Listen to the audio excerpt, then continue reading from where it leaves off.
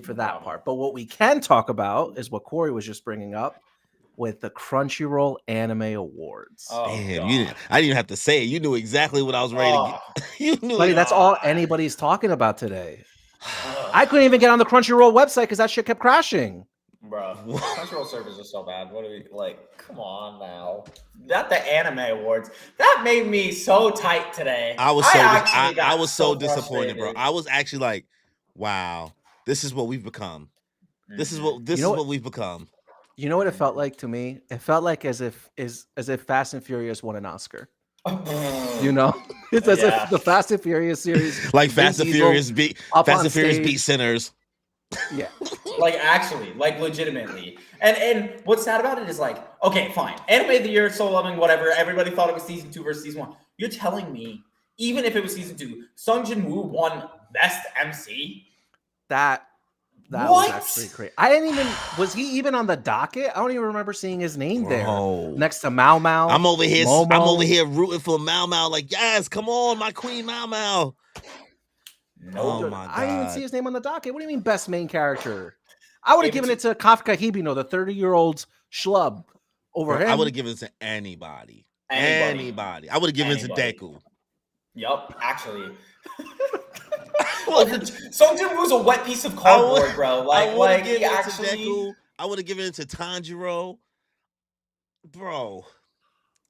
Yuji, I would have given it to Yuji in like I don't know if you guys know the manga of JJK, in the final chapters of the manga of JJK, because we all know how that ended, like over Sung Jin-woo. Like absolutely.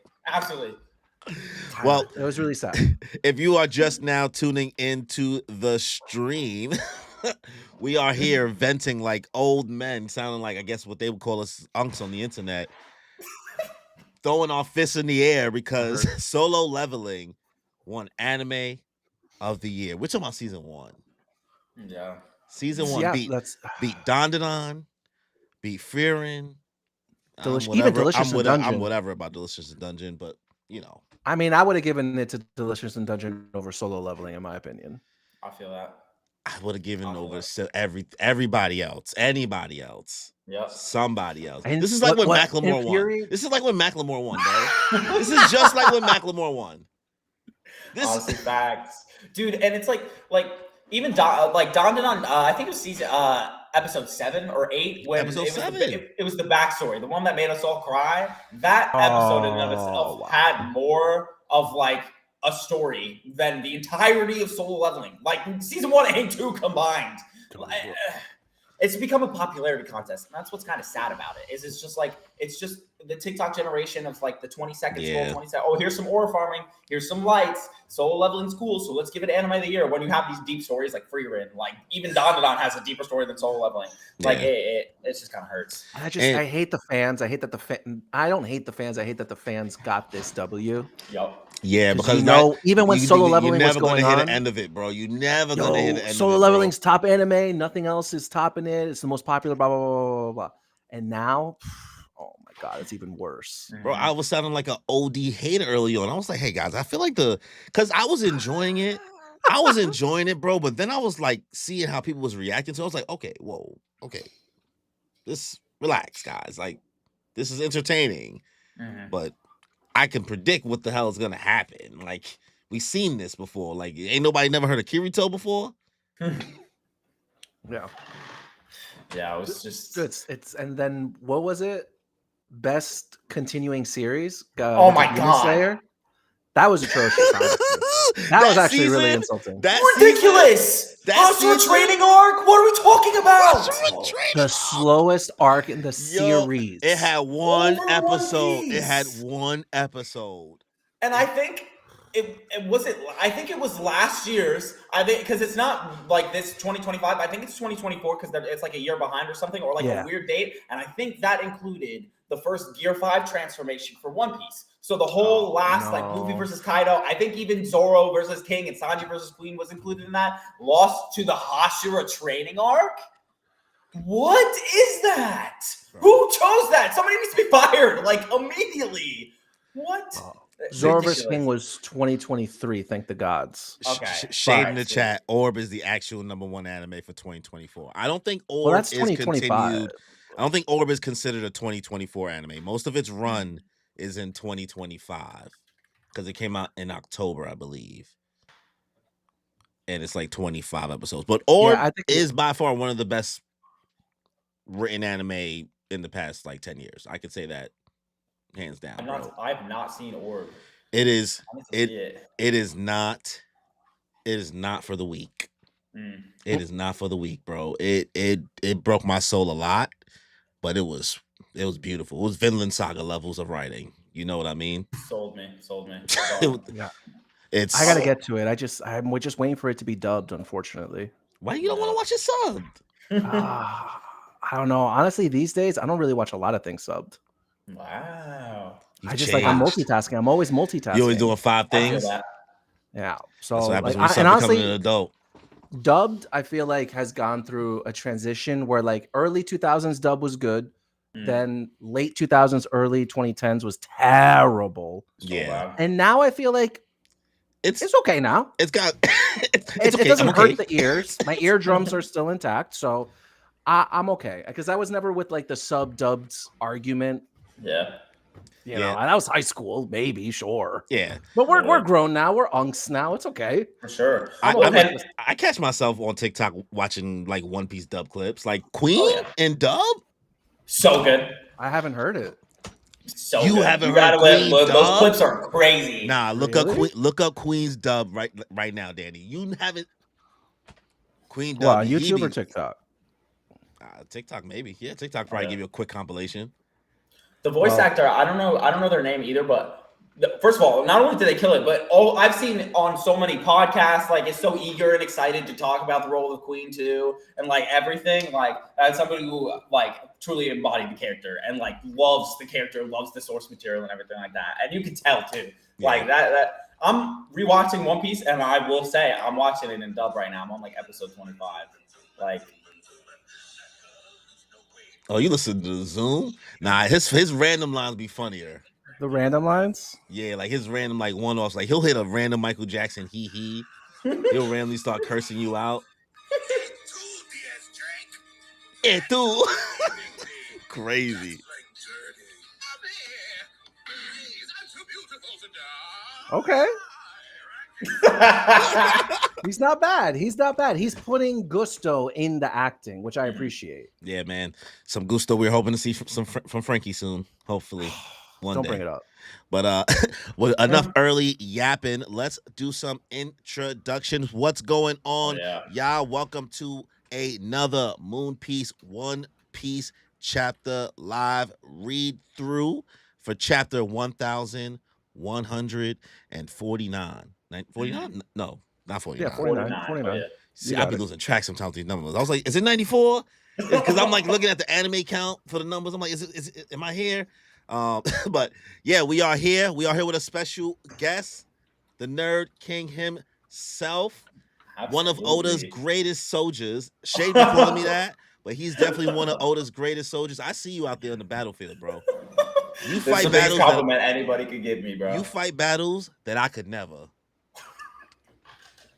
Listen, I gotta retire from TikTok comment sections. I can't do it anymore.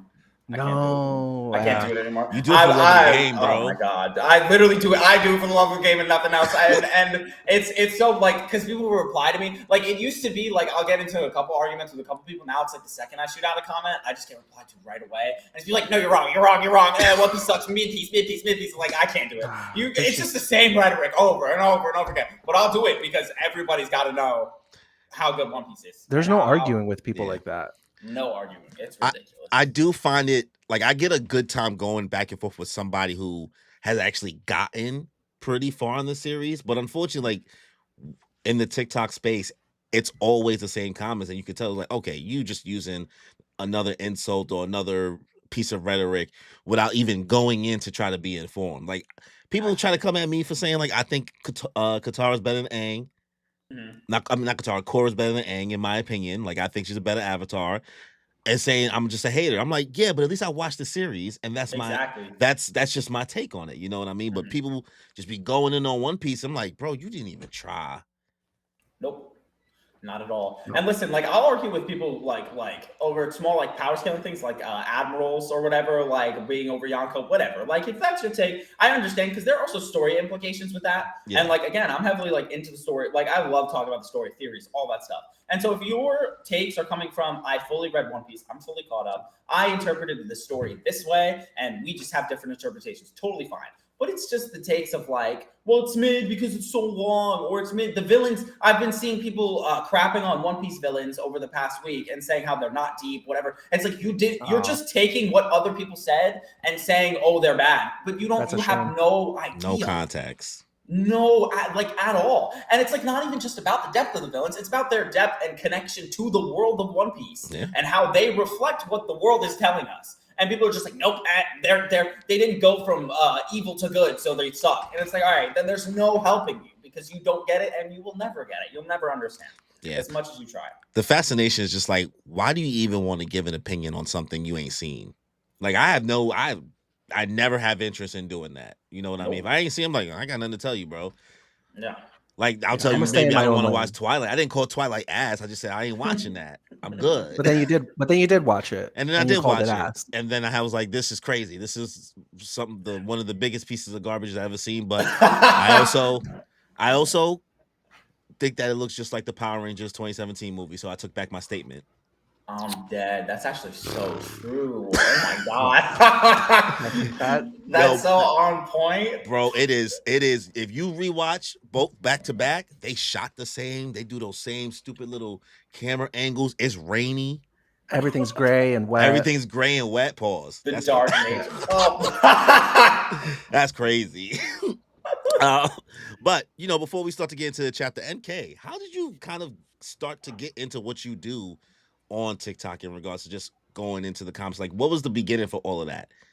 Yeah, for sure. So I kind of was trying to find like a TikTok sort of niche. Like I started with like Marvel and Star Wars more more kind of 2021, 2022. And then Marvel kind of had its like die down phase, you know what I mean? Yeah. Right before, a couple years before that, like I watched and caught up to One Piece and I was like, this is just one of the greatest pieces of literature ever. And then I think it fully came when I decided to do One Piece content. I was scrolling on Twitter or TikTok or something, and I saw it was when One Piece chapters like 1091 and 1092 came out. And for those of you who don't know, that's when Kizaru and Luffy were fighting for the first time in the manga. Okay. And so I saw people being like after Luffy just decimated him in the first time, people talking about like, oh, Kizaru won this, whatever. Like Kizaru's so much stronger. Oh my god, Luffy fans coping. And I was like, what are we talking about? And so I decided to just make videos. And I was like, are people reading the same thing that I am, or am I getting trolled? Every time I scroll, am I getting trolled? Every single video on my For You page was people saying, oh, Kizaru's just so much stronger. And it's like, dude, what are we watching? So I just started to make things like that, and people would just fight me so head on in comments. And I was like, what? Like, so then I just slowly started to make like One Piece content and saw people talking about spoilers. And I was like, oh, this is like really cool to be able to talk about. And then I saw people talking about theories. And I was like, I love theories and talking like just like kind of shooting the shit about One Piece. Mm-hmm. And then it just kind of rose, like steamrolled from there. And then the account just picked up when I kind of didn't expect it to. I was like, this is just fun. And then more people like got involved in everything, which was cool. So now I'm just like, you know what? I'll just talk about it. And for the people who enjoy it, that's great. I'm happy I can like bring light into people's lives, like in a positive way, That's fine. I think that the way you talk about it too, like you can see like a lot of the passion that you have for the story. Like number one, you know your stuff and you understand it too. And the way you convey a lot of the topics that you bring up in your videos, you explain it really well. And honestly, you also have some really solid theories on there too.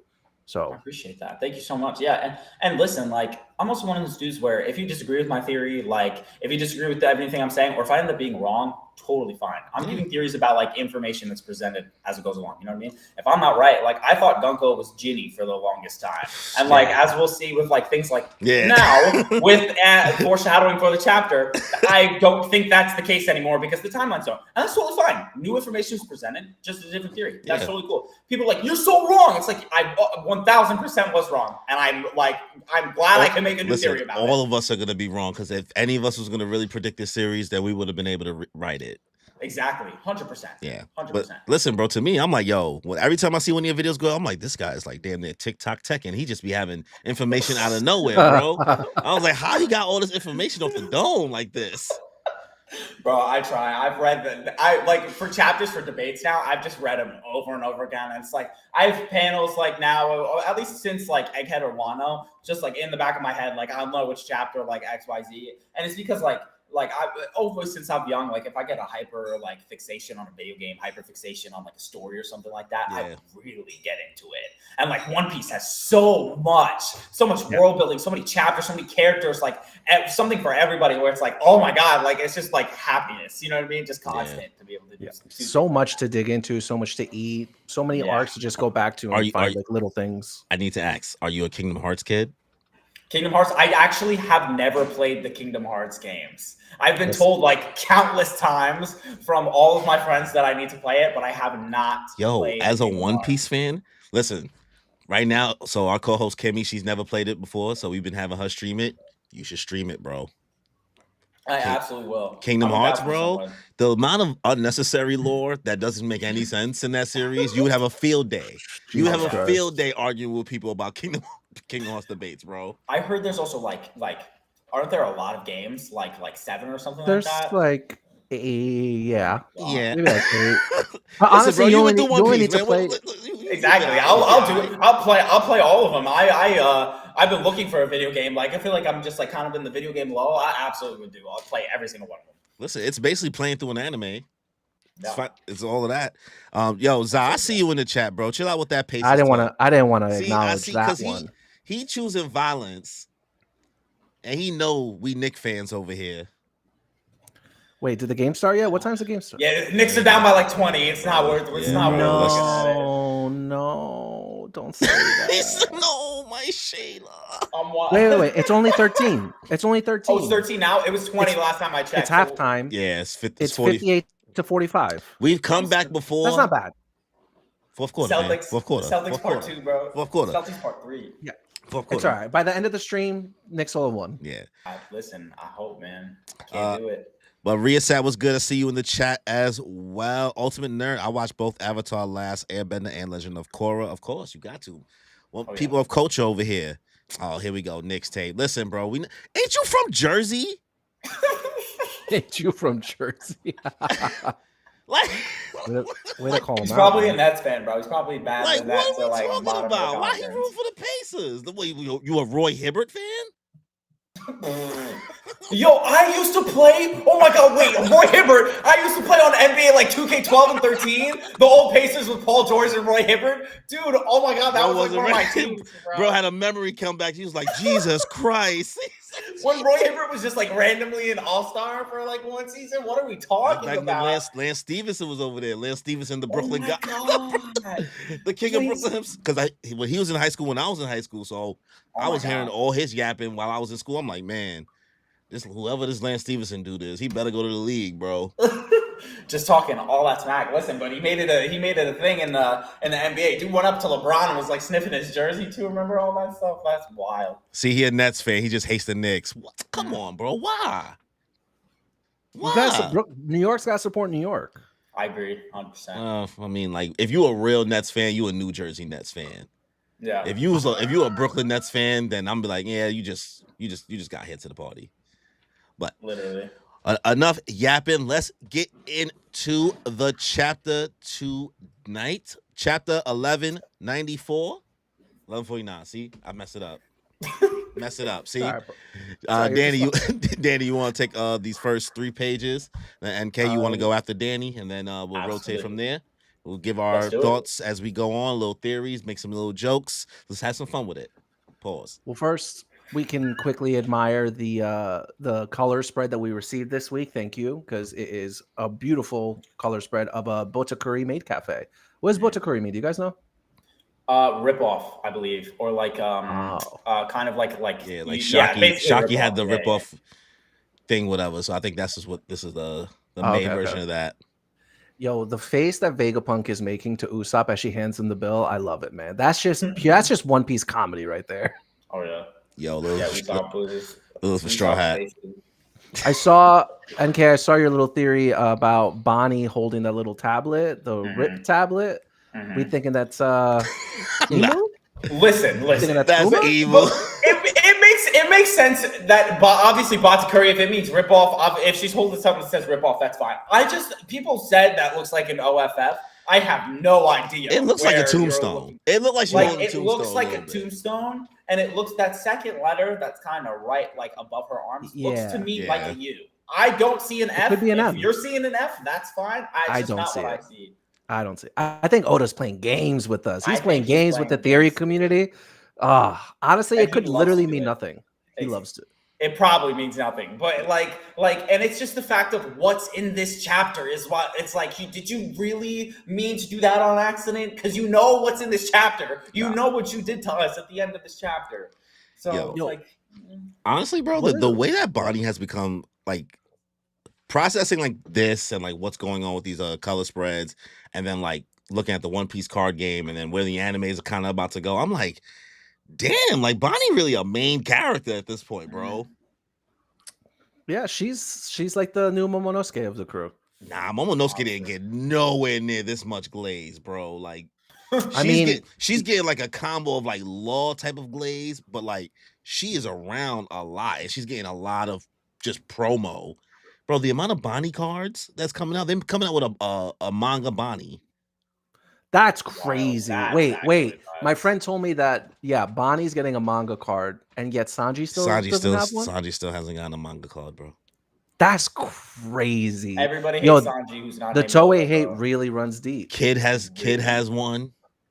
Wow. Useless Captain Kid has Law one. has two. Useless mid. The useless Soge King has one. Nah, stop. I know you're playing games. Rayleigh you're telling me one. Soge King has one? But not Sanji. Rayleigh got one. It's crazy, bro. All right, the Sanji agenda. I see it. Sanji agenda runs deep. It's crazy that we don't have a cover spread, because I really, really need this story, this Yamato storyline to like speed up or listen, end. Bro, you know there's like, I told you, it's like another 15 or 20 of those left. Yeah. But like, why didn't we get one this week? Because he did the double page color spread. No, but sometimes he does both. I need him to like move it forward. All right. Here we're opening up to everybody reacting to what Scopper Gaban just did, laying waste to Sommers, throwing him on his back, and everyone's like, Nani? Who is that? And Somers is over here screaming his head off. Ah! And Usopp's shocked. He's like, it worked on him, but how? What did he do? And Scopper's just, aura farming over here. He's like, I'm rusty. Just what every old man character says. Back to the game. I'm rusty. Bro's aura is nuts. I mean, come on, look at the shirt he's wearing too. Packing up a holy night, and he's just like in florals. You know what I mean? Like that's it's giving Dressrosa Luffy. He has the better version of Sanji's egghead outfit. Honestly, he does. He really does. Yeah. Except he's got those knee high, those ankle boots. He got the Cowboy Carter boots. You a Beyonce fan? Yeah. You know he was there. Oh, wow, absolutely. Are you kidding? But to be able to serve up somebody like that too, he absolutely needs to be a Beyonce fan, right? You see, he's a Mountain Eater. Of course he was at of course he was at MetLife. But Scopper Gaban ain't wasting no time. He's swinging his axe right and ready for the next attack as he goes for another swing against Sommers. But Sommers quickly recovers over here, saying Thorn Solation, as a bunch of thorns come up from the ground, blocking Scopper's attack. Sommers does a little backflip to regain his balance. And he's like, Mountain Eater, as he grabs his chest in pain. What are you doing in Elbaf? Let's not get bogged down with boring questions, guy. All right, come on. So he's throwing another swing, putting Sommers on the defensive. Sommers pulls out his spiky sword, and Usopp's over here still like trying to figure out what's going on. What? You met him at the castle? Nami's like, yeah, we did. He totally pushed Luffy and Zoro around. He's the father of a boy at school named Colin, I think. And Jinbei's like, that old man is? Robin saying, if I didn't mishear, he might be Scopper Gaban. He's the left arm of the king of the pirates, the counterpart to Rayleigh. What's he doing in the land of giants, says Brooke. And Chopper, still hiding in Saul's beard, is like, his attacks are doing damage, but how? Robin's trying to figure something out. She's like, I can't move, but I can still help from a distance. And Jinbei's chiming in like, nah, Robin, don't do it. He uses thorns of iron. Your hand-to-hand blows aren't suited for fighting him. The type advantage is real here. Don't you play Pokemon? Come on now. Don't you play Pokemon? It's first grade, SpongeBob. It's What do first you- grade, SpongeBob. All right. That was a really good Patrick impression. Yeah, nah, I was like, he definitely worked on that before. Oh yeah, for sure. 100%. Are you kidding? Yeah, I was like, I don't got a good Patrick impression. Firmly grasp it. I don't know. That's the best I got. Firmly grasp it. Yup. The See. lid. All right. Well, how we feel about these 3 pages, y'all? Scott Pergaban does not look rusty whatsoever. Not at all. Dude is ready. Yeah, Dude, he's this is the mountain happening. eater for a reason. Jesus Christ. Jesus Christ. Nah. But dude, like just seeing somebody fighting with an axe too for like the first time in One Piece since I don't know, that one guy from the Navy in like the first episode with Zoro. It's just really Axe refreshing Morgan. to see. Axe and Morgan, that's it. Yeah. You know, because we've all been dying to see how Scopper fights, and he did not disappoint. Oh no, he's going crazy with these, bro. Insane. Oh my god. Also, Oda's fight choreography that he has in the manga, sick. You can always tell what everybody. There's no like movements that are kind of lost. Like Yeah. even you see the axe swinging. You see him swing at Sommers. Sommers flips back to go back in at him. You know what I mean? Like you see it all so clearly from panel to panel. It's great. Oda kills that. So the agendas are sounding crazy. I heard on the interwebs because Nami said that he pushed around Luffy and Zoro. Listen, I mean, like they flinched. They flinched. I saw him react. All right, Luffy was about to go here. My thing with that whole situation was Luffy went right to Gear 5, and I feel like he should have played around a little bit more in base form, in my opinion. I mean, should have would have got him knocked, bro. Yeah, you don't know that. Actually, what do you mean? Listen, Luffy was fighting Kaido in base form for a little bit too. Luffy wouldn't have gotten killed. He didn't even have Gear 5. What? No, yes.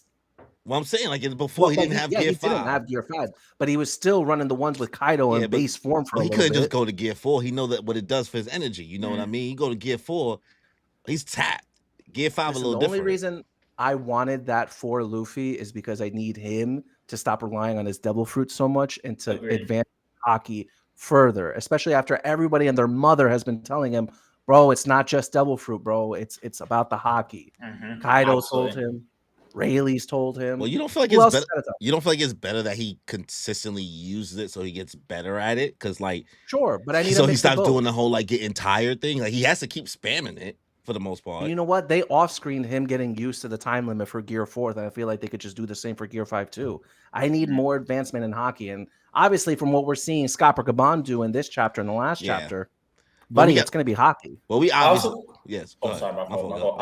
I feel like it is a combination of both devil fruit and hockey that he kind of needs to learn, because like you look at his performances on Egghead and everything, like even his fight with Kizaru, like until he was almost tapped out, that's when he was like, all right, let's use advanced conquers hockey. You know what I mean? When like if you're a proficient in devil fruit and hockey, that you're like, bro, you're fighting an admiral. That shouldn't be the case. Like, even as you'll see a lot of what he fights with Gear 5, like he's not using advanced conquers hockey a lot, or even any sort of advanced hockey. He's relying so much on Gear 5, or like, and then when he's in base, kind of that's when he's using his advanced conquers. He needs to find that like solid mix of both. And I really think that like kind of quote from Nami of like he was totally pushing Luffy and Zoro around, I think that's meant to be like Gaban's strength was so profound that in that moment Luffy and Zoro both knew, and they were like, all right, let's get serious, like, and let's just take this dude out. And it was enough to be like, if you can get Luffy and Zoro to acknowledge you and to take you seriously, this dude's not meant to be like messed with at all.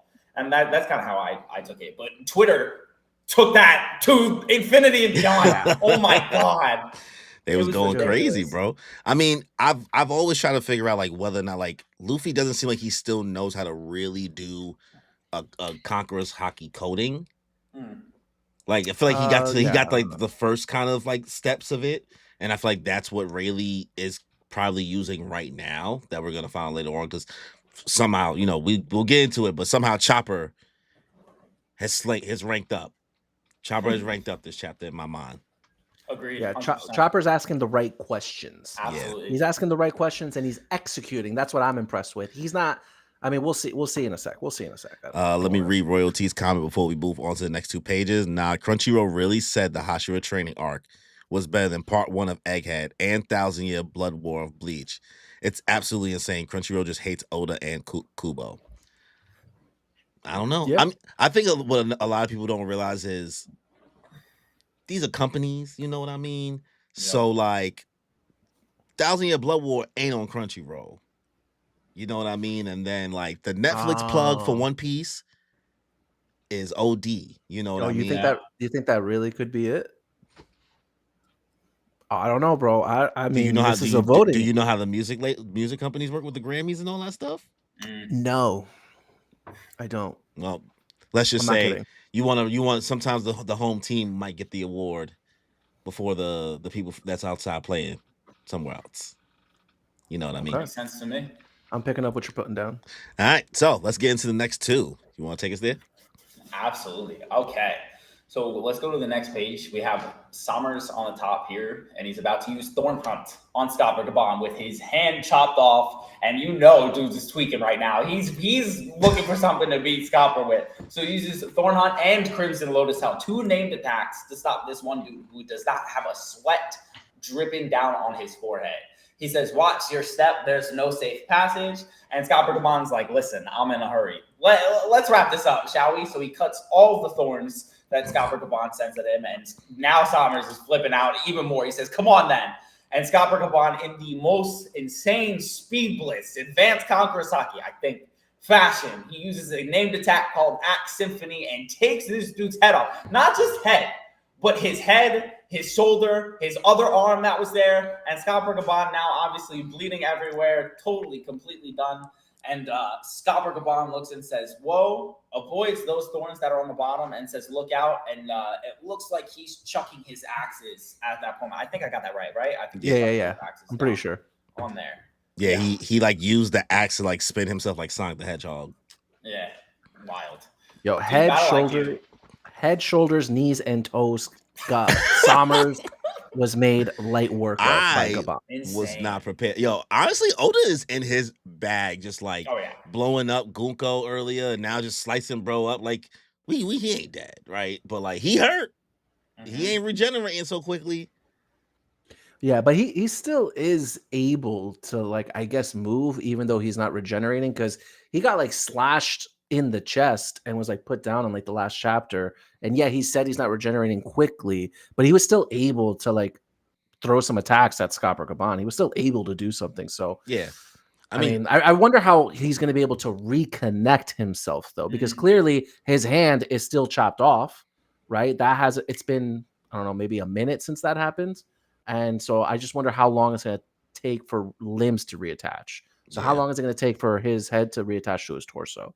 And that might just give the Straw Hats enough time to break out of their binding, which they need to do. Robin's doing something, but I mean, even how he cut him, bro. He like took his arm with him too. Like he cut through the sword, and the arm is with the upper half, like the left arm. Yeah. So it's not even it's like almost like at a slant on the shoulders. Damn, he should.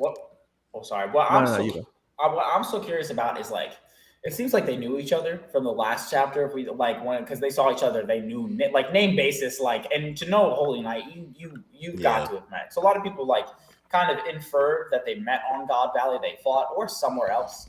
And my thing is, Sommers, when he got that hand chopped off, he was like, "It's not regenerating. What are we talking about?" Meaning, I think at least Scott Gabon has never done that to him before, or has figured out something in that time period in order to stop their regeneration.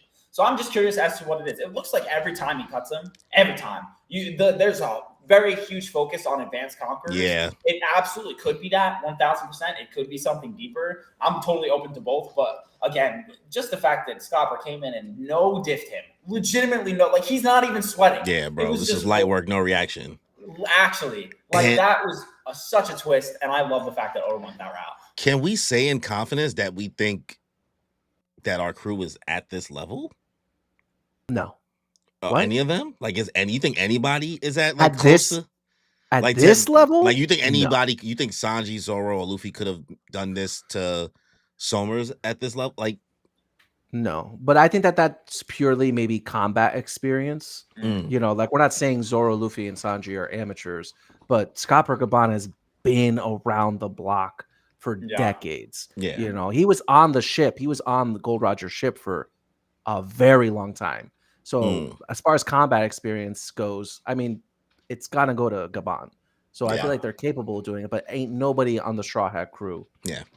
Yeah, there's no I way. feel like if anybody were to, it's Zoro and Luffy. However, I totally agree with the battle IQ. Like, if it is Advanced Conquerors Hockey, then like those two obviously would be the ones to be able to do it. But Yeah. at that point, it's like how Gabon was evading the thorns, how Gabon knew Yeah. exactly what to do. Gabon knew the weakness, Oh, whatever yeah. it was, knew it, and knew what to do, knew when to charge, knew when to take advantage of Sommers freaking out at that moment. Luffy and Zoro, because they have not fought, because they have not been like around the block like Sommers has been, they would not have had or known to take advantage of the opportunities that Gabon did. Power-wise, sure. Gabon, though, again, it's power and IQ, and that's part of being, you know, the left-hand man of the king of the pirates. They're I mean, it's very heavy focus on all that. The future sight as well. That's Crazy. I feel like at this point the future sight is just on the whole time. It's on on auto. Mm-hmm.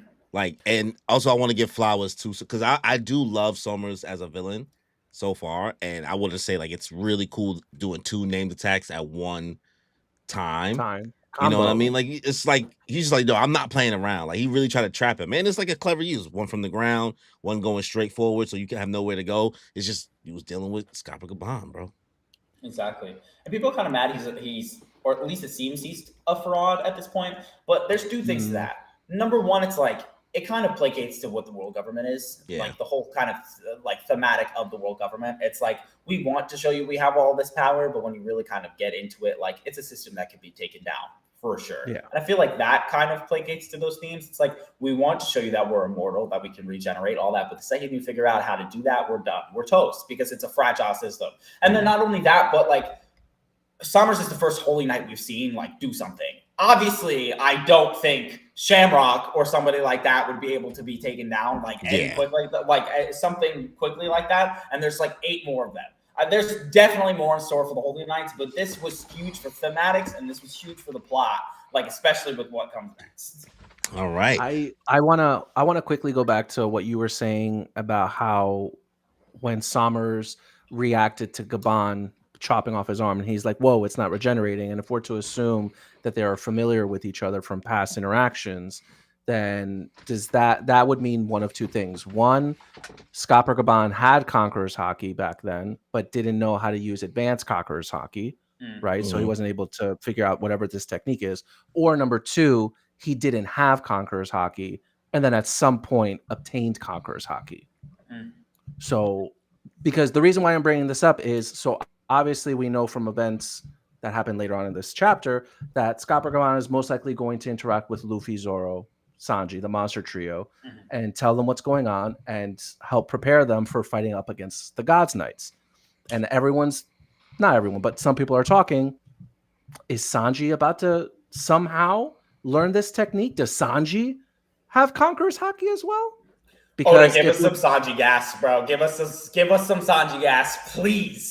Please. I didn't know this. Right? I did not know this is where you was gonna end up, bro. You really played the long game with that. I respect that. That was a master class just now. I appreciate it. That was a master class. Because I was everyone's like, been saying going? I was like, where's he going with this? Because people are saying like Sanji's not going to have Conqueror's Hockey. He's never shown to have had Conqueror's Hockey. But is it something that maybe one can obtain through fighting, through being more comfortable with yourself, or I don't know, the power of love? Like, sure. Because look at Gabon. Cook. Just saying. Bro, Sanji himself. With how much he just cooked. Just saying. Because we seen what Scopper Gabon be saying. He be heavy He had a family. He's the only one that stuck beside his kid. Only one, bro. He dad of the year. Listen, I've always thought Sanji was gonna get Conqueror's Hockey. Always. I think at least if anybody was getting in the Straw Hats, it was the Monster Trio. If Zoro has it, like, because I feel like it was coming in the future for Sanji. Now, I absolutely do agree that it could have absolutely, in that moment, Scopper Gabon, when they met, did not have Conqueror's Hockey, because think about where Sanji is right now. You're a part of Yonko Luffy's crew. You're a part of one of the 4 Emperor's crew. You're the left-hand man, the 3rd strongest, and you don't have Conqueror's Hockey. And Luffy is an Emperor. there's totally a past where Scott Gaban was part of like Roger's crew when I don't think Roger was an emperor, or at least it's not revealed to us yet, when Roger was that strong. Yeah. And Scott Gaban definitely could not have had Conquer Saki at that moment because that's exactly where Sanji is right now. But the parallels are huge, obviously, between really Zoro, Scott Gaban, Sanji. Yes. There is no way Oda went out of his way to show us Scopper has advanced conquerors and Sanji's not going to get it. Right. Like, I wouldn't be upset. Yeah, at this point, it's just like it's just hate now. At this point, like exactly, like it makes sense narratively. I feel like some people, if you got your own agenda, you just like I just don't want to see it. That's one thing, but like for the story, listen, it's good. It's got to be him because it can't be Jinbei. Yeah, no, it can't. No. Hey, it might be Usopp because this is his arc, right, guys? Oh, I don't think this is his arc, right? Listen, let Oda stay in the kitchen. Oda pulled a fast one on us because whose arc this is about to be? Yeah, nobody's. You can't. You can't beat him. You can't beat him, bro. Nobody. It's gonna be insane. It's gonna be insane. Let me get to the next 2 pages. So, Scott Gaban just takes off running after cutting off Somer's head. I'm coming, Colin. And we see Usopp, Nami, and Jinbei freaking out. What? He beat him? And we see him just going through the thorn, stab, stab. But Chopper decides to follow. Changes forms. Where are you going, Chopper? Ouch, ouch, ouch.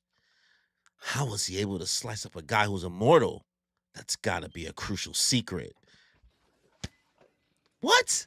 As we cut to the library, we see a bunch of kids still sleeping. Good. Well done, Killingham says, as we see the library on fire. You have proven yourself obedient, Big Ange sobbing. That's all we needed to see. I'll take care of the other building. As he shoots down that flag like Soge King, and he lets go. Big Ange says, no! Not Firebird Star. No! Yo, I just want to say your for the fire was really good, man. That was really good. Thanks, man. I've been working on my Yo, who said that Brain Point wasn't relevant anymore with Chopper, right? I'm so happy. I'm so happy. Kung Fu Point is away, bro. Man's over here like analyzing this. And this is all we ask. We're not asking for Usopp to do nothing crazy, bro. I'm not asking for Usopp to pull up nothing crazy. Just lock in, bro. Just lock in. Just lock in. Chopper he ran on the thorns. Said he didn't even respond to Nami. She's like, wait, where you going, Chopper? Bro, I know y'all tied. I know y'all tied up, but that's not important. Yeah, man hit the dash and was like, you guys are all right. Listen, like Usopp, you're a Yonko commander, bro. What are you doing? Lock in. That being the sentence is crazy. He was one of the original 5. He is, but that's crazy. Lock in. What I really appreciated about like this page is seeing Jinbei also react with like Nami and Usopp. You know, just seeing Jinbei like interact more with the crew and seeing how he vibes with them. I'm really appreciating because he's still relatively new, you know. So yeah, and he got debuffed like the Green Ranger. He got debuffed, bro. Like, bro was like, I'm Jinbei, and then now that he's on the crew, he's over here doing nothing. The ex-warlord of the sea, but I'm gonna go extreme diff with like who's who or whoever. Bro is tied up with Brook and Nami and them, bro. What? Yo, you're sounding like Nami over here. Jinbei, do something. Do something. I'm thinking, bitch. Shut the fuck up. Do something. Jinbei. He's right. What are you talking about? He didn't even try to like fist make quadrilateral. Like he's just like, oh, like he just got hit. Like, how got you and Brook hitting each other? Oh, come on. Now you Brook level. How'd you become Brook level? Brook level. Jinbei, you're like that, bro. He's just forgetting. He needs to be reminded he's like that. You know what I mean? It'll come. Hopefully, I might be coping a little bit. I need to see what Oda's gonna do with Frankie. Me too. What is he planning for Frankie, bro? Because he is keeping. So, he's fighting monsters right now, right? I know what he's doing, but Oda's just keeping him off screen for a lot. And he already used him to see the mural, right? Is he with Vegapunk and Bonnie? Yeah. Yeah. It's gonna be some science shit, right? They gonna find something, bro. Mm-hmm. They gonna find something. I think so. Because he's using them for like just, I think, to tell lore while all the chaos is being held with the other Straw Hats. Because he has to keep some type of like narrative stuff going on. They'll probably keep exploring that like scientific treehouse thing that's been there for hundreds, if not thousands of years. So yeah, like you said, lore. I love that. Me too. I eat the lore piece chapters up. They're my favorite chapters ever. Just like that mural chapter. That was one of the best chapters ever because it's just so much. Bro, so our live stream was almost 3 hours that day. Bro, we was cooking because we were just debating. There was so much to just go back and forth about. Let me bring my boy Chopper. He finally said, "Go! I can finally bring this on screen without feeling weird about it." He's so cute, bro. It even has. It don't speak though. It don't say it's a snake in my book. It just vibrates. I was expecting him to say. I thought, he don't say. I was kind of tight. I was like, why the pull string just to vibrate? Waste of time, y'all. He's so cute though. Listen, I'm gonna pose a question. I want to know what you guys think about it. What's up? Because I just thought about it while we're reading this, and there's a little bit. I'll explain. How would we feel about Killingham leaving the God's Knights / ending up being somebody who is good in the future? I can see. Nah, no way. Because based on where this is going, somebody else is about to flip. Let me cook for Tuesday. Well, I thought about that too, but let me cook also because there's a couple things. Number one, just what the kind of devil fruit shows in mythology. It's the Kirin, and the Kirin is usually in mythology a being that represents good. It's like dreams and things like that, like something of like the higher echelon of like. Well, I think it's like a dream beast that like brings kids like happiness, things like that.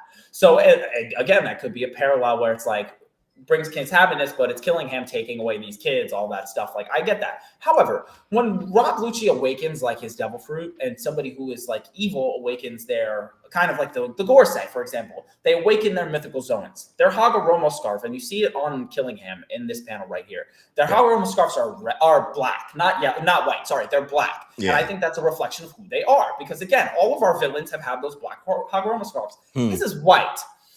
Now, again, and it has the same kind of like creation as Luffy's. Luffy's is more cloud-like. The villains are more like flame-like in their like creation.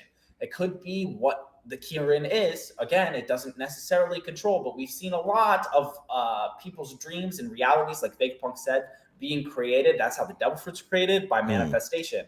And it finds the right person. And obviously, he's got some sort of awakening right here. It has a Hagoromo scarf on it. To be able to awaken that devil fruit and connect your spirit and mind to it is Killingham possibly somebody who's good or not fully sold on this, or somebody who is ready to lead the Holy Knights.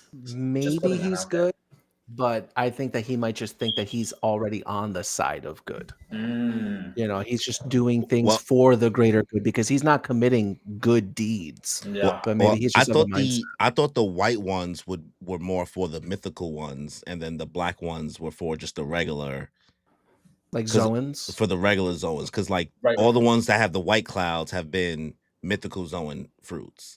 But the giraffe and the leopard are just regular Zoan fruits, and I thought that was why they had black clouds. Maybe no, it absolutely could be that. I don't know if the Gorsei had, because the Gorsei might be a little bit different, because I think they're just like devils, like the yokai, because they didn't have the devil fruit names, because they didn't have the white clouds. But again, those could be different. Like I don't know if they're just Zoans, if they're just devils, or if they're mythical Zoans. Like they don't have something with emu or something. I don't know exactly, something separate. Also, can we acknowledge bro having blonde hair? Oh, Garling? Dude, that threw me for a loop. Banana? Yo, biggest L ever. I was actually hyped. I was actually hyped, bro. Cause like that panel was fire. And then when bro showed up on the screen blonde, I said, what? Yep. Dude, and they could have given him aura with the blonde hair. It's not even the blonde hair. It's the fit. What fit are you What are you wearing? They ruined the colors of the fit. Bro. Like, I'm just actually like, oh my God. Like, I was like, they should have just used Grecia's art and called it a day. Yeah, they really mugged them off there. They really lost out on some solid aura farming. Like, actually. And you know what? Maybe if they did, then One Piece would have won Best Continuing Series. But hey, here we are. Damn, that was a reach. But we can now use that as the thing to blame later. Now we know why we won't win next year's anime awards. Yeah. Because if the Kuma backstory don't do it, it was simply because bro hair was blonde. The bananas guys, and the pajamas was in the anime. I don't know if I could watch the Kuma backstory, honestly. That so like I'm seeing clips and I'm like, oh my god. I'm not emotionally ready, bro. Even watching it weekly, I'm like, I know what's gonna happen. And like at the end of each episode, I'm like, this is only gonna get worse. Dude, when his dad got shot. Oh no, man. They're adding shit in too. They're adding like extra, like this last episode. They're adding stuff. Bro, when they had it come out, like showing from his viewpoint, I was like sitting here like, enough, Toei. They started using new music because I know everybody been complaining about like Toei not having no new music. They not using the classic sad One Piece music. Dun, dun, dun, dun, dun, dun, dun. No, they not hitting those. I ain't heard some of these tracks before, bro. I'm over here like, yo, I'm tired. I'm tired. Yep, they gave a new OST, new everything, and it was from the Kuma's eyes. I was like, "You're making me cry," and then you watched both of them crying at each other. It's like, no, I can't do this. I can't do this. Like the whole time I'm seeing him, like, damn, they're showing it through the eyeballs, and it's like kind of what Bonnie is seeing it through, essentially. But like we see it as readers. But like if you're anime only, you're not connecting those two dots like that. They cooking right now, bro. 100%. All right, Dan, you want to take the next 2 pages? Yep, let's go. So Killingham shoots his Firebird star, and the other building catches on fire. And somebody's laughing. Look at it burn! And Robin's like, no, the library. And people in the village are also reacting like, no, it's not your fault, Chief Ja Rule. The words of our forefathers, all of our history, as he's just sobbing. And now we're cutting back to Gunko and Ranja, and Gunko is just quiet. And here you hear in the background, this is Killingham. The fire is burning. And Gunko's like, oh, come back, child. Why aren't you happy? And Ranja's over here sniffling, and she's just still apologizing. I'm sorry that I'm alive. I'm sorry that everything's burning. And her friends are reacting, no, Ranja. I'm sorry that everything's burning because of me. It's not your fault, Ranja, as you're seeing the giants running in her direction. Leave me be. Wow. Yo, the guilt is real with this girl. I feel so bad. And Gunko's such an asshole. And so is Killingham, guys. Bro. Yeah. You know what? Fuck what I said about Killingham. Killingham's evil. Dude. Sorry. Like, Killingham's so evil, bro. Bro say, you know what, guys? Those past 10 minutes, I apologize. Ignore him. I was trying to that wasn't even me, I was bro. like, That oh my wasn't God. even me. That wasn't even me. That was somebody else. That wasn't me. Like, leave him be, bro. He's not good. Get Yo, it. can I say the panel in here with what's this girl name again? Ranja. Mm-hmm. Her like hitting the whole like I'm sorry that I'm alive gives the same vibes as like Robin kind of having the I want to live moment as a kid. And then if you have the two panels right next to each other, her and Robin are making the same face. Oh yeah, like the top teeth are showing and the bottom's not. He's cooking. Dude. I just noticed it just now. I said, oh, that placement. Location. Speaking of location, I am kind of happy to see how close Robin and the gang are to the library because she can see it caught on fire, right? Yeah. And it really doesn't seem that far away. So I would really like to think that Robin locks the fuck in right here, breaks out the rest of her crew because Jinbei and Nami could 100% do something about that fire. Absolutely. I mean, Jinbei's time, bro. Come on now. This is it. This is his moment. Nah, he needs Rizzo. He needs Rizzo Nami for the assist. Nami's gonna look at him and be like, "Wow, you still useless, huh?" Right. Don't worry, I got you, Jinbei. I saw Shay in the chat saying, "I'm saying Arlong was right." Listen, Arlong might have been right, man, about Jinbei. Nah, I'm just saying, bro. I'm crying, bro. Danny, do you still not trust Ja Rule? I think that maybe there's a chance that he did something in the past, but that sword's still in his head, so maybe his memory is a little funky. I don't know. Right now, this Ja Rule might be a nice guy, but we still don't know the backstory of the events that led up to King Harold dying and what Ja Rule's role was in that. So I'm gonna still hold out. I don't know. I can't wait for that. I can't wait for Dude, the that. I'm backstory. so excited. Yo, Oda teased the crap out of us I thought before he cut I back thought to we was all gonna this. get into it already. I thought we was gonna go into a Loki flashback, and I'm like, oh, we still here? Yo, I forgot about the Loki flashback. It's been so long. He's like, I forgot Loki's even here. Yeah, man. Oda knows too. Oda knows he's got to keep Loki, Zoro, Luffy, and Sanji separate from everything because he doesn't want to wrap this up too quickly. Yeah. They would be up here and be like, "Dude, what are we talking about? Holy Knights, boom, boom, boom!" Like, oh, I can't believe. Yeah, that's gonna be sick. The whole. He's cooking a lot on Elbaf right now. Obviously, with the ending because we get to see a lot that's gonna happen in the One Piece world. Loki and Luffy, and I just need to see all of that. Chief Ja Rule. I could, you know what? I low key because I think King Harold. I'm of team King Harold is not a good guy. Yeah, I believe he's sus.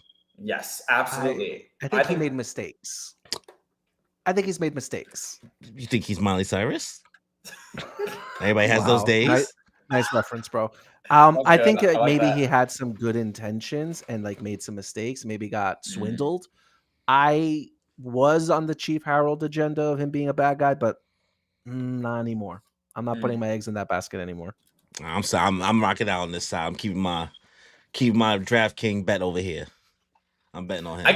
I could see it going both ways. I just think what the situation in Elbaf of the Holy Knights being there and Loki being viewed as a villain is King Harold's fault. Yeah. Now, whether that is because King Harold just like was trying to have Elbaf's best interest by getting them to not be a warring nation, and then it ended up falling on Loki to like fix that because the Holy Knights decided to retaliate against Elbaf on King Harold. Yeah. That makes sense.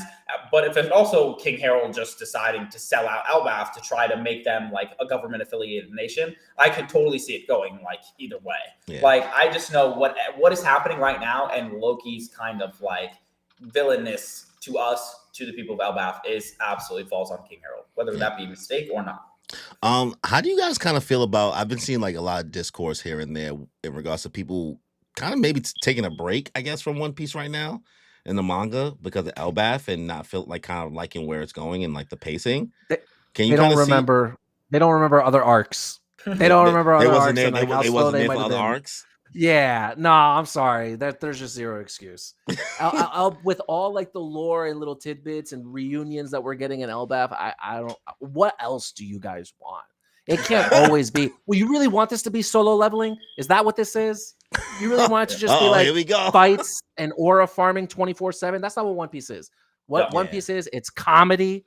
It's crew. It's the crew interacting with themselves, with other people around them. It's exploration. You know what it is? This I think this started out like how Skypiea started out, and people was like, "What is this?" But I love Skypiea, right? But like it gave those vibes. You know what I mean? In the beginning, that adventure scale, like we was just like messing around and things like that. So just want to see where you guys head at, or can you see why some people may feel that way? Like. When it comes to One Piece pacing, even the anime, like I get there's problems. I'm rewatching One Piece right now, and it's like that's the quickest watch I'll ever have of anything because it's all of a sudden it's like 15. Like I just watched an episode when we talk, like it's over. Like, and that's how I view about the whole thing. It's like I could just so easily watch like 25 episodes in like one sitting, and then all of a sudden 8 hours are gone, and it doesn't feel like that because that's just. And I feel like that when I read it, like all of a sudden I read 100 chapters, and I'm like, what are we talking about? Because it just goes by fast. Elbaf is like, I feel like every chapter is like too short. I feel like there's no pacing issues. I want more. Like, I feel like he's doing such a good job of like connecting to the lore of the world and giving us these Holy Knights, building up on the Holy Knights, building up on like Luffy and Loki, their relationship, giving us things and like mythologies to connect it to. And like, again, I love this arc because I love the lore. The fights are also fantastic in One Piece, but it's not about the fights. And I think a lot of people with Elbaf are like connecting to Egghead. The Egghead had lore. Egghead was about the fight. Egghead was like fight Egghead had so many fights while giving like Egghead just like nobody could have predicted Egghead to come right after Wano's like climax. You know what I mean? We kind of going from Wano's climax because like. Let's call it what it is. Like the raid on Nigashima had some point in time we was like, man, there's a lot of motherfucking fights. And we don't want to see all these fights. It was giving My Hero Academia war arc type energy with the spinner fight. You know what I mean? Like some of those we ain't need to see. But also there were some moments we was like, damn, why you just cut this fight we didn't see nothing. We just get to it was just too much going on. Yeah. And then going into Egghead, that was so much more focused on just the crew, but like just nobody could have predicted that. Nobody would have thought Egghead was the next arc. Everybody thought it was gonna be anything else but Egghead. Yeah, and then like the cutaway fights too, like Shanks like one-shotting Kid, Garp versus Aokiji, like it was just so many cutaways. There's like so many different parts of the world, and it really was about like we're gonna kind of point everybody to one direction now, and we're gonna point a lot of this to like the world. All of the lore and stuff is going to pay off soon. We just got to build it up a little bit more in Elbaf, like trust, and then all of the payoffs are going to happen. And obviously, and I mean, people like, come on. Obviously, with the end of this chapter, like it's all pointing to somewhere, and it's going to be revealed soon. It's just you got to like be patient for like. If people want to take a break because they just want chapters to build up, I understand that. Totally get that. Yeah, you know, because I'm fine with the week to week, but I know a lot of people aren't. Fine with the week to week. So if you want to take a break, listen, there's a lot of content out there. You want to take a break and catch up and binge? I'm a fan of the discourse, man. Like I was there when Naruto was weekly, even though I got into One Piece later. But like that weekly discourse of having a series, especially like a series like this rich, where like it's not just like don't mean to throw shade at JJK during this weekly run, but a lot of it came from hype, you know what I mean? And just like, oh, I can't believe this happened. The Kagurabachi. Like I still like Kagurabachi, but like, listen, I can't dissect and chew on too much information from this. Like you can try to talk me around cursed energy all you want.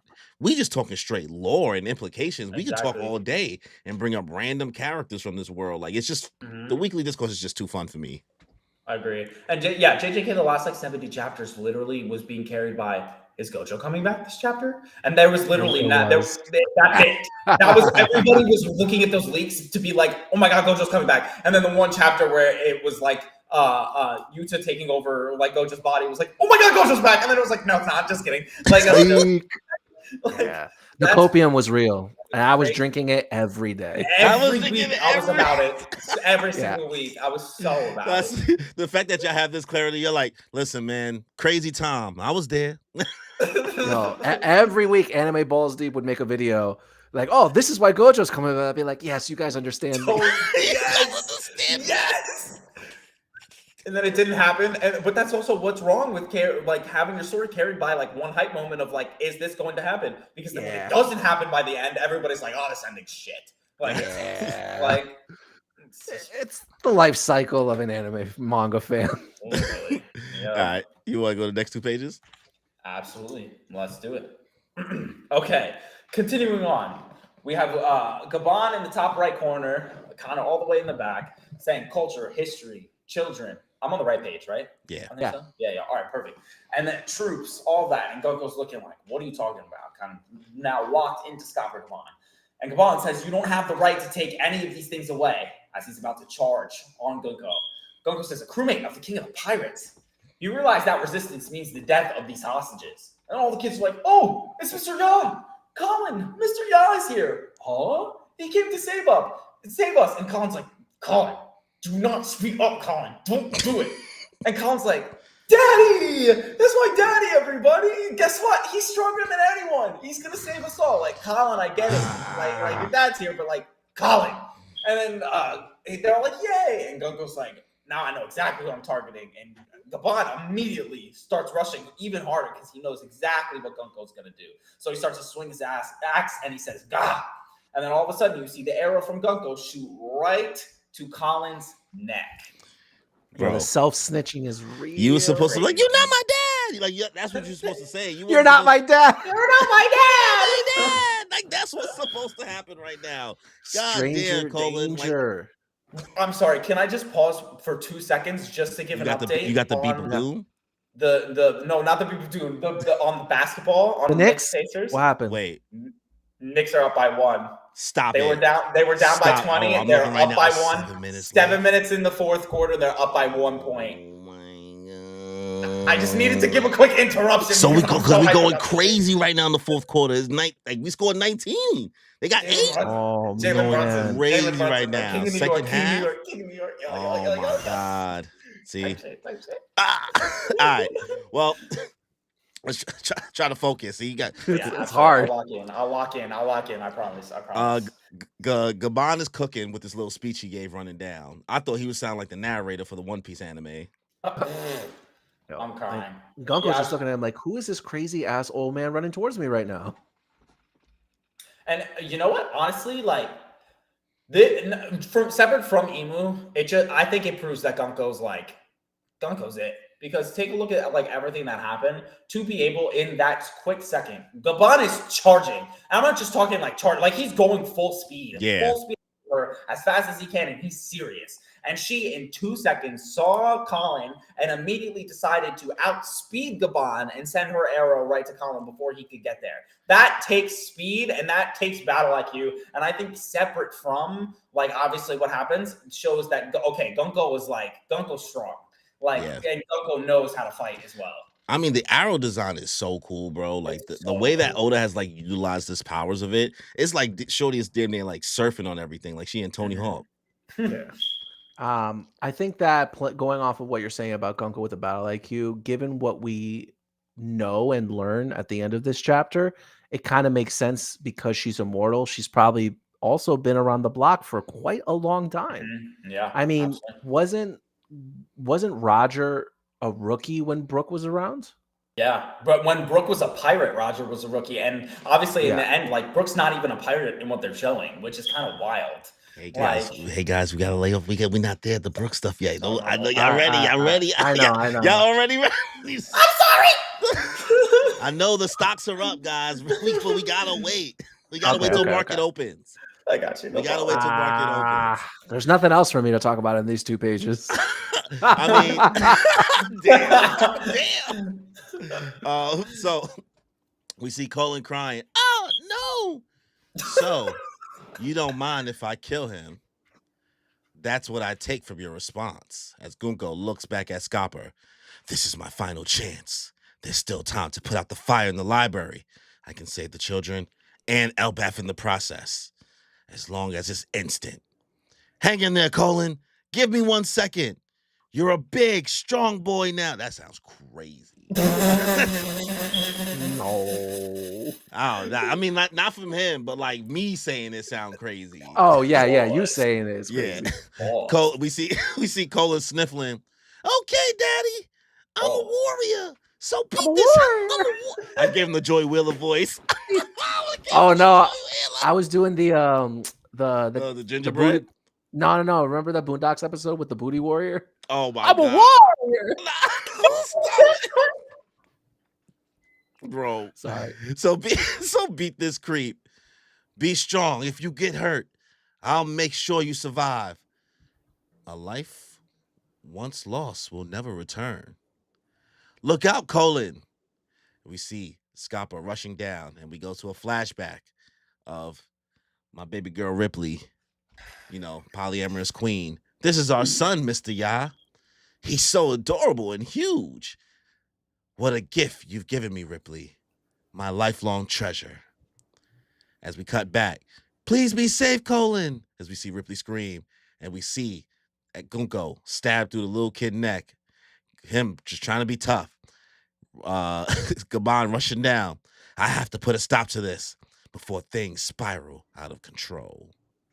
Yo, that panel of Gabon in that bottom left. Yo, Oda is giving Gabon mad work this chapter. Oh my God. Listen, Rayleigh held back Kizaru, but this nigga is running across the map. He's running across the Fortnite map. Dude, he's speedrunning it. On it. He's on it.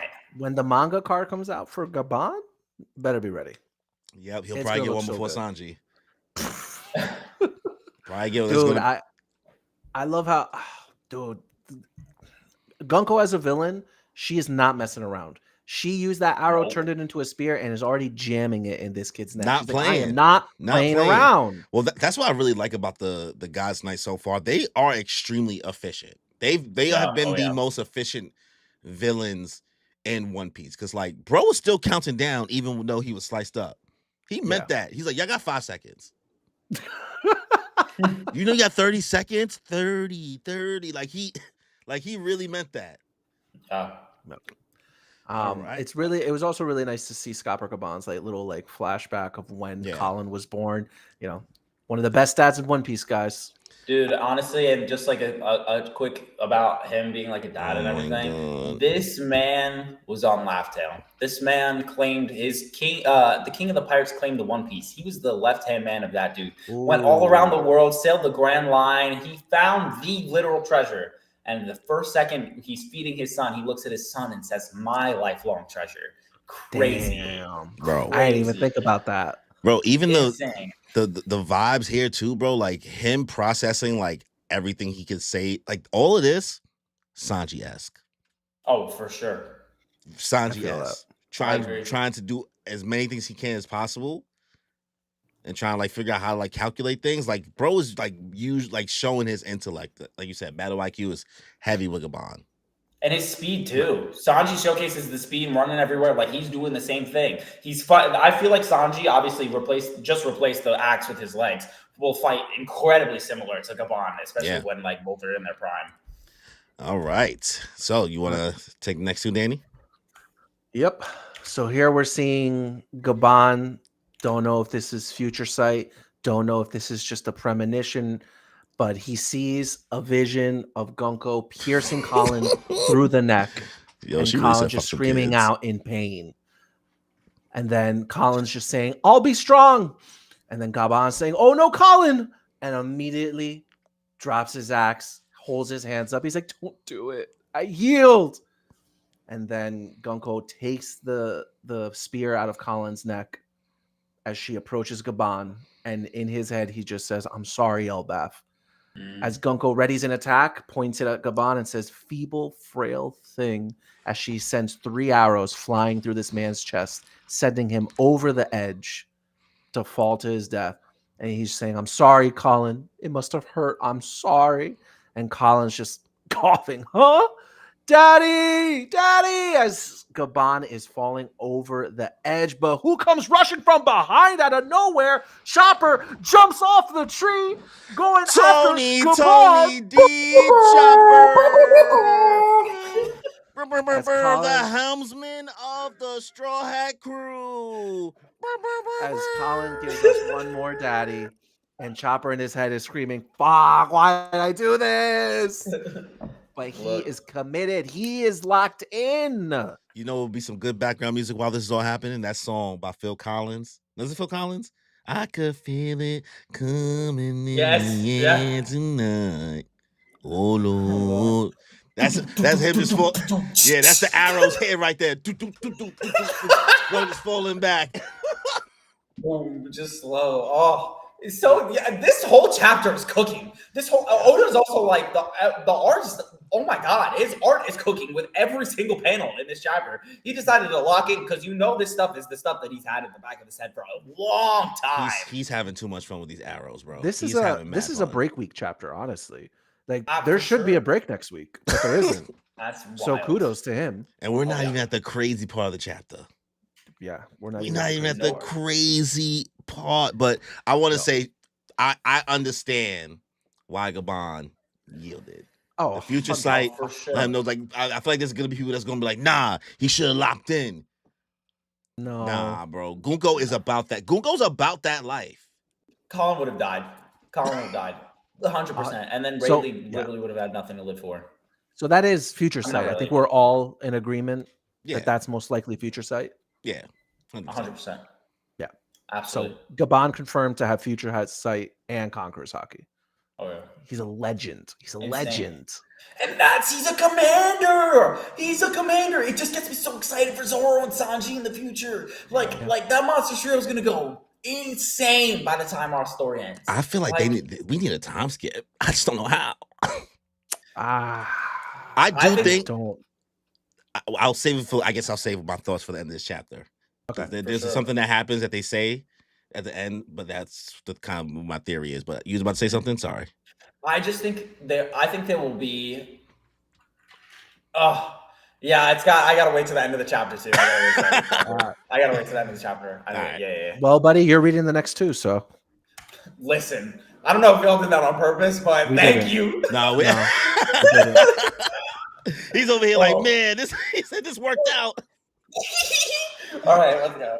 All right, so Colin looks and says, "Daddy," and says, "There." All the kids are like, "Mr. Ya," and then Gunko is like, obviously, here's the daddy, the second one, and it's like, huh? And then all of a sudden, we got a little premonition from Gunko, which looks like it could be either Gunko in a different time, somebody related to Gunko, but it looks very similar to Gunko saying "father." And obviously, we see what, and Gunko's like, "What is this memory?" And then we see a silhouette of somebody who is very familiar to all of us saying, "Yoo-hoo-hoo! Well, it's my dream to be a pirate," you see? And they're dancing, and you see music notes behind them. And Gunko walks in and says, "Oh," obviously with her premonition. And we go up and says, "The resemblance is uncanny." And that's coming from Brooke looking at Gunko. And Usopp's like, "Think of a way to escape. Like, lock in, bro. Come on." And Brooke says, "Oh, pardon me." And Gunko says, "Brooke?" And then looks and charges at Brooks and says, "Are you Brooke?" And then all of a sudden, we see a little and Gunko's like, "Ugh." And Summers is like, "What?" And when Emu says, "What is take," or not Emu, hold on, sorry, that's where I'm getting a little hell. There's a voice inside of all the Holy Knights and says, "What is taking so long?" And Killingham confirms it's Emu and says, "Great Emu." And Emu, in all of their heads, is going, "At this moment, the Holy Land is a sea of fire." And then they're like, "Oh, what happened to her? She looks so scary now." All of the kids obviously talking about Gunko. And Emu's like, "We need greater numbers."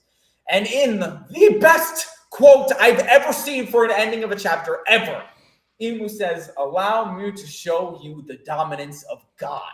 With Gunko's face obviously turning just like Emu's, the ringed eyes, the advanced conquer leaking. And we have a to be continued.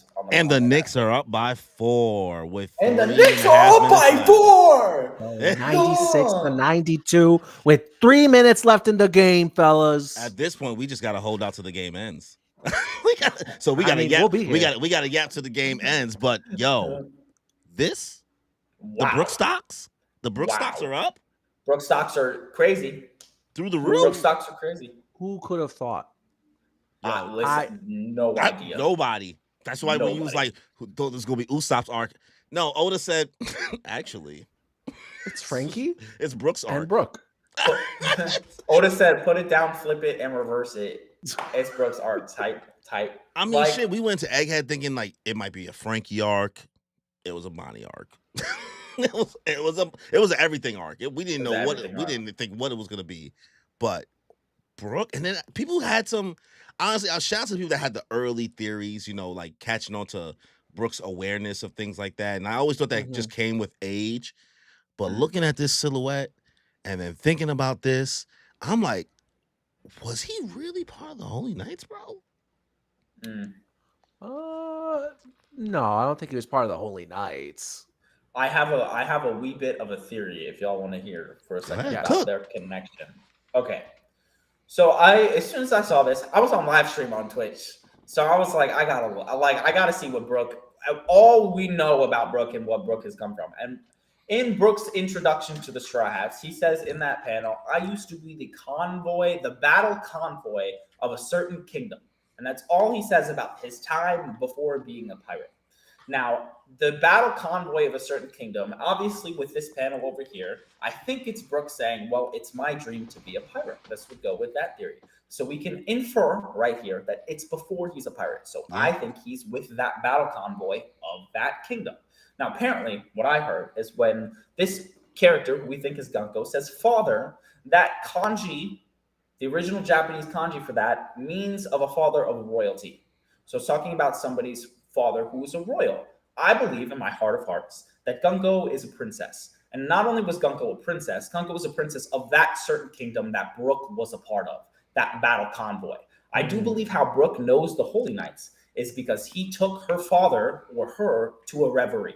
And he has been to the Holy Land, to Marishwa, as their protector. And so obviously something happened in that moment. And I think this is how they got separated. Gunko got kidnapped or captured or whatever when she was there. Kind of like what they were trying to do with Princess Vivi, with the Celestial Dragons and everything like that, how they tried to take her away. I think Brook failed. And I think Brook failed to protect her. I think Brook failed to protect her father. They either both died or thought to be dead, and Brook became a pirate after that. But I do think that's how he knows the Holy Knights, and it was a Holy Knight who ended up kidnapping Gunko, and that is where both of those sides of the lore came from. I think Brook sang to Gunko when she was a child, the baby princess, was giving her obviously all of the big sake and everything like that, where she connected immediately to his music and likes listening to his music now because that voice resonates with her from her childhood. Yeah.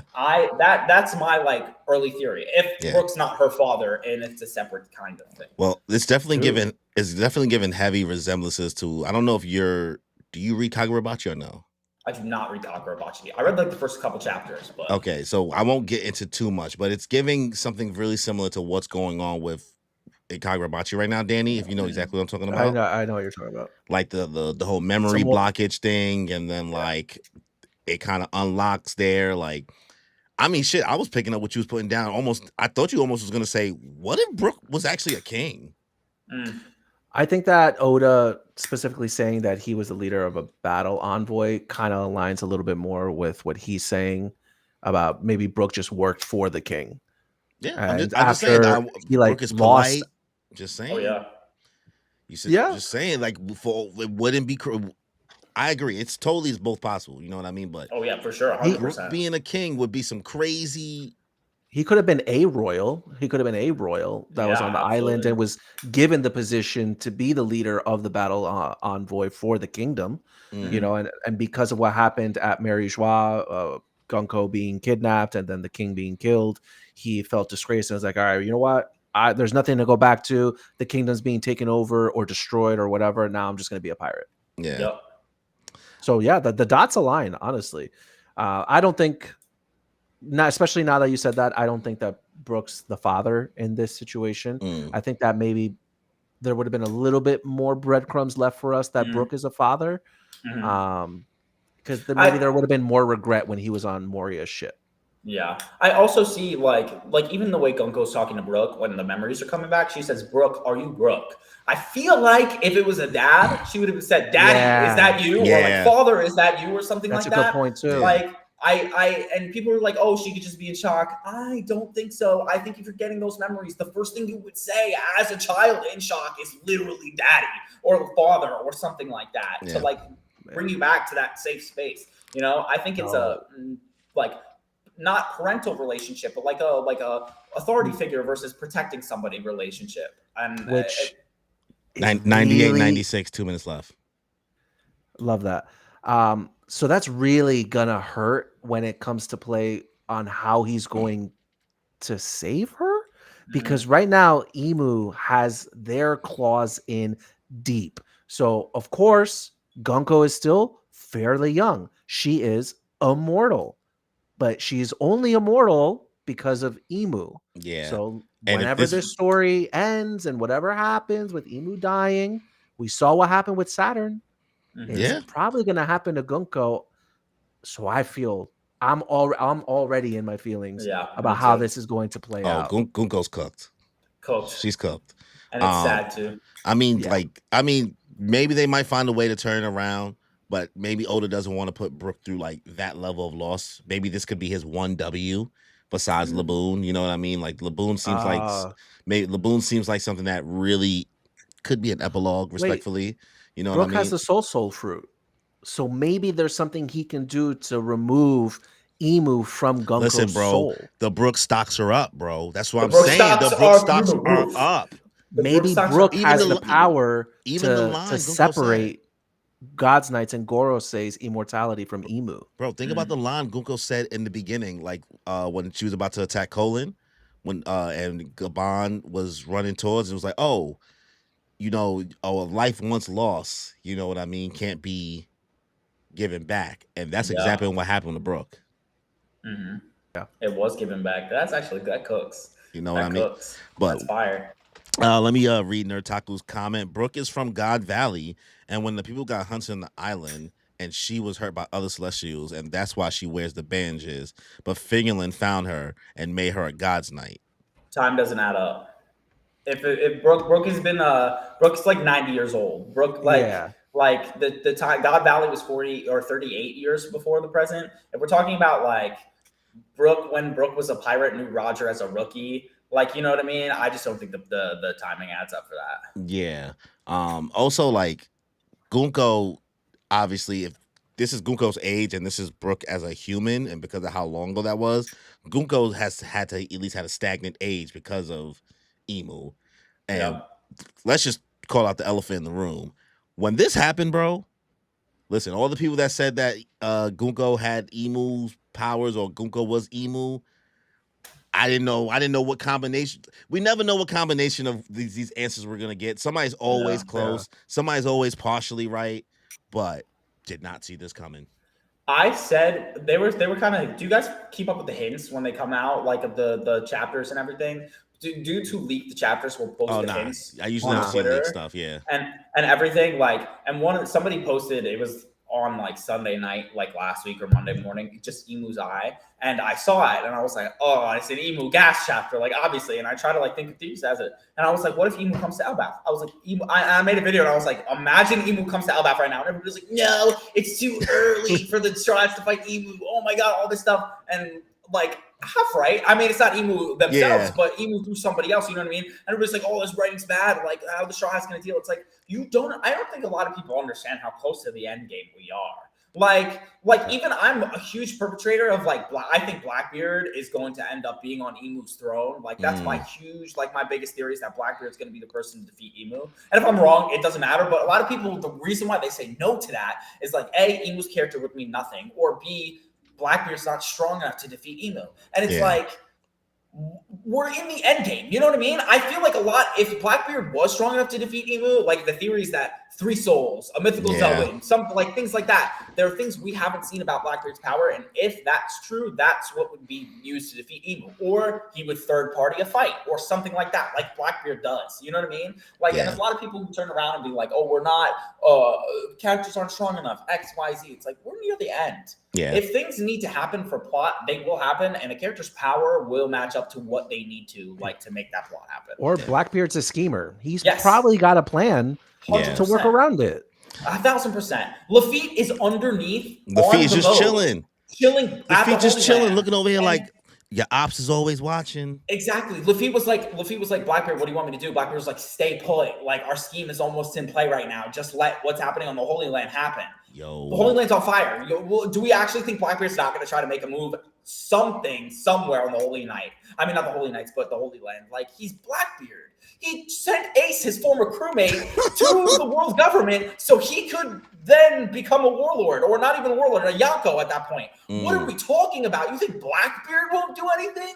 Blackbeard's the first person to do something. Well, if we're talking about things happening and plots happening, right? One of the things I wanted to bring up here is the moment where they're saying, at this moment, the Holy Land is a sea of fire, right? Dude, now, I'm not sure if this should be taking literal. It could be like it's a sea of fire because all these motherfuckers is bugging out because they're hungry. Maybe that maybe that could be. I'm just trying to figure out. Maybe it's a metaphorical. It could be either metaphorical or real. I'm trying to leave both options open. I'm always open to trying to almost being wrong. You know what I mean? I never know what this man's gonna be raising hand. Yeah, I'm raising my hand. I'm waiting for a moment to interject. Go ahead. Bro, this man's over here saying, first of all, he's the king of kings, bro. He sits on the throne. He doesn't care if these celestial dragons go hungry, bro. That's not his job. All right. That's for the Goros and Garling to figure out, right? And he's also saying we need numbers, we need bodies. Yeah. What's taking so long on Elbaf? I think if he is himself coming to Elbaf, the Mary Joie is in dire straits, and he needs those giants. So what I was trying to say is, yes, I agree with that happening. I just want to leave some type of room for me to potentially be wrong. You know what I mean? Before I go on, I think that the time thing is actually taking effect. I think that a lot of things, like, so people were worrying about the timeline in regards to Dragon making a move. You know what I mean? Like, how can he quickly show up to Mary Joie? Because he said once the Holy Knights move, which the Holy Knights moved, then he said that he would make a move. Would make sense if he's the one and them attacking Mary Joie.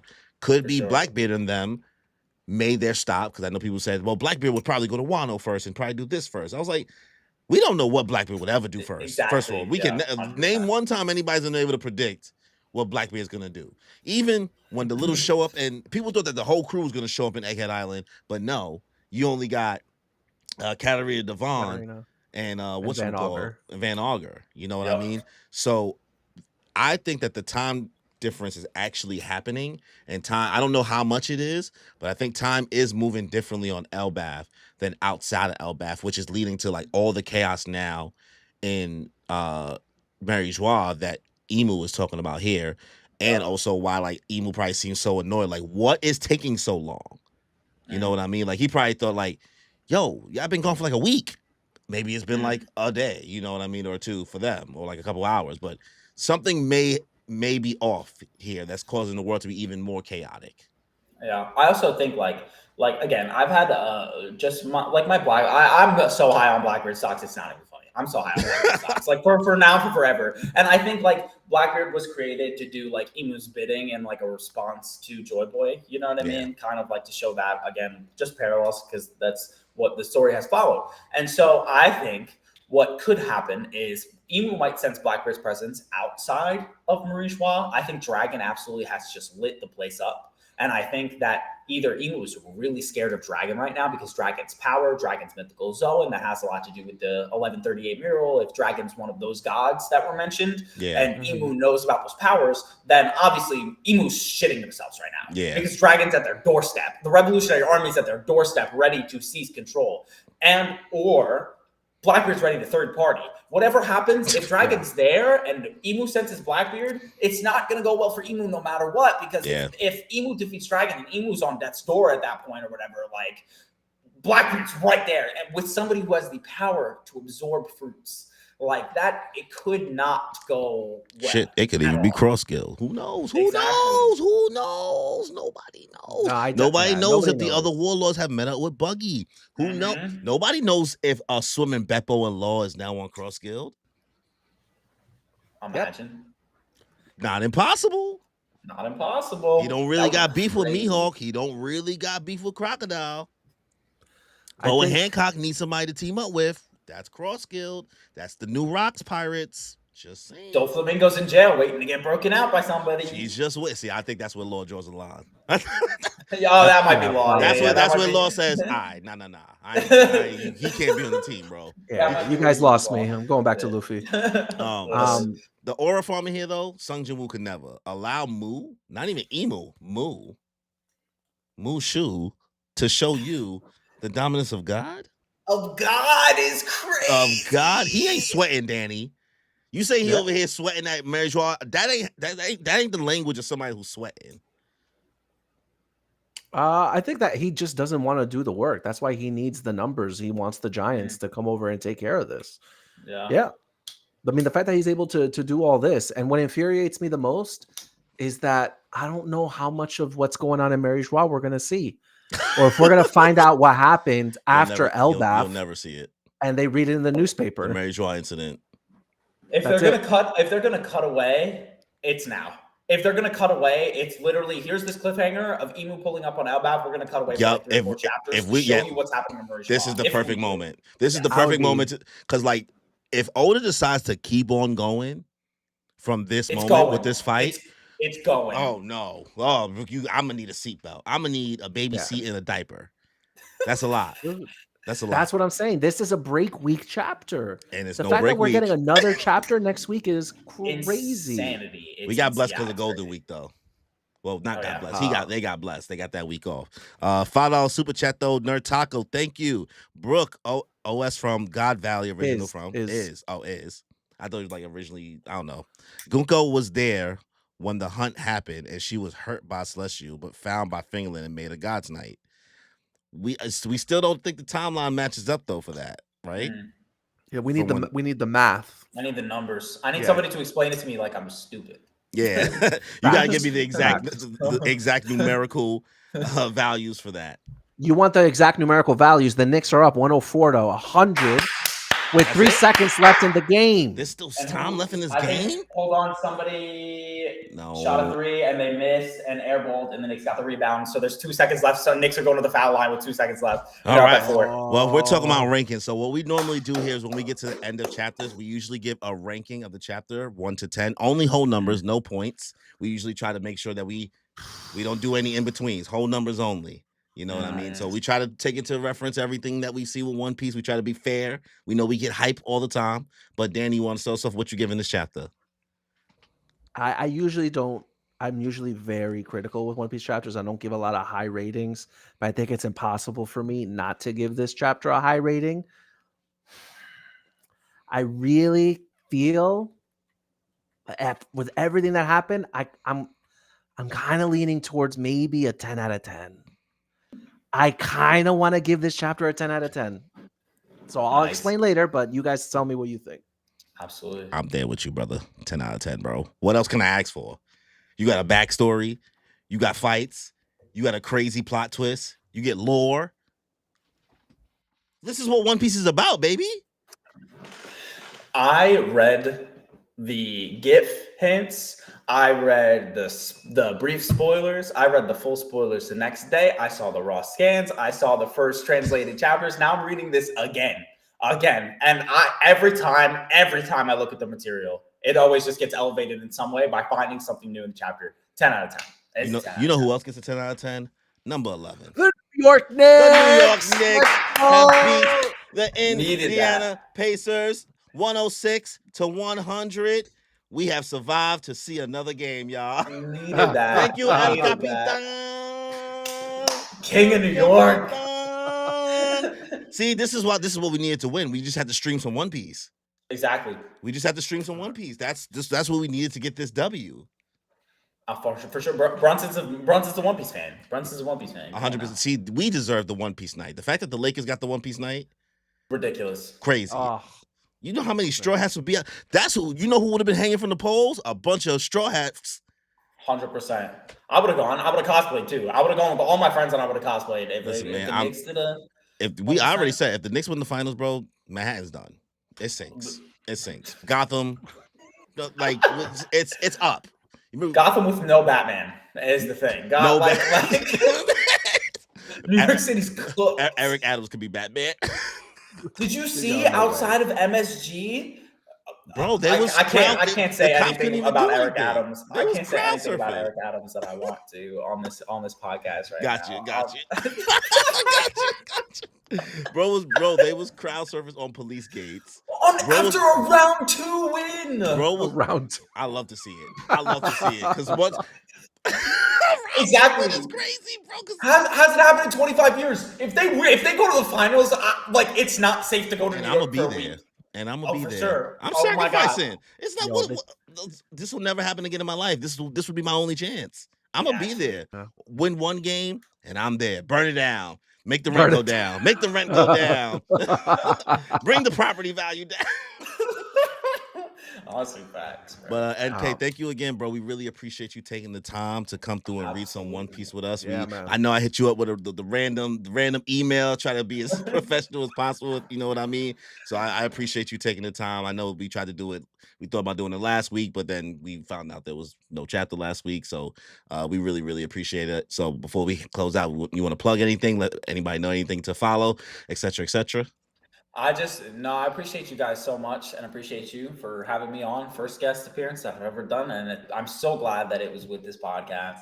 Listen, y'all, not only plug my stuff, but follow their podcast. I know it's Moon Piece Podcast. Watch the TikToks, like the YouTube channel, all that stuff. Listen and follow all that because thank you, bro. Again, this was like some of the most fun I've ever had talking One Piece. And just again, like not about the power scaling side, just talk about the story, the lore. Like that's my thing. Again, like if you guys have not seen me on TikTok, just follow me at the Nerd King 215. That's YouTube, TikTok, Twitch, all that stuff. And again, literally the bio needs to say Oda's greatest warrior. I'm telling you, the bio needs to say that. If I get to 1 million followers one day, I'll change it to that. If I get to 1 million followers one day, I absolutely change it to that. Yeah, dude. Hopefully you come back again. You know, it's just really we would fun love to have you on again. Talking about One Piece with somebody who like just clearly knows their stuff and just has immense passion for the series, and is just able to dissect it as well as you do. You know, like it's great talking to you, Bro man. knows ball. I'm always open to get edgy. That's what's fun. Like it's so much to learn about One Piece. So when somebody has new information to teach you and like to learn from a different way to think of, it's always refreshing instead of like going in circles, just saying, and these lobbies is peak. Yeah, we know, we know it's peak. But like, can we talk about the Davy back fight? How important is that? Exactly. Or like, give me the implications of like Enies Lobby being connected to this real world nation and what it means on like our politics today. You know what I'm saying? Like that's remember One Piece is not political. Bro, oh my, just stop. I'll crash out. I hate that. That's my number one pet. Oh my god. One Piece not political. I knew how to trigger him. One Piece not political. You have no eyes. You have no ears. You haven't watched the show. That's the most rage bait thing ever. One Piece not political. Get out. Oh my god. But thank you again, bro. We really appreciate it. Appreciate everybody else who came through to the stream tonight. If you was watching along on TikTok, Twitch, or Instagram, sorry we didn't get to interact as much there, but because most of the chats were here on YouTube. But make sure you guys subscribe. Make sure you subscribe to the Nerd King on all platforms. We have the information in the description down below. Also, we have channel memberships. They're on $1.99. If you guys want to check those out, you get access to use special emojis in the chat. You get early access to our official episodes that come out every other Tuesday, 7 a.m. up to 12 to 24 hours earlier. You also get a special badge next to your name in the chat. So we're working on adding more things as we continue to grow. We're still a small podcast, but sky's the limit over here, right? So absolutely. Thank you again, bro. Thank you, Danny, for taking the time on this Sunday night. Thank you, Jalen Brunson. Thank you, the New York Knicks. And on that note, y'all, thank you, Oda, and enjoy your life. Deuces. Appreciate it. Oh, yeah.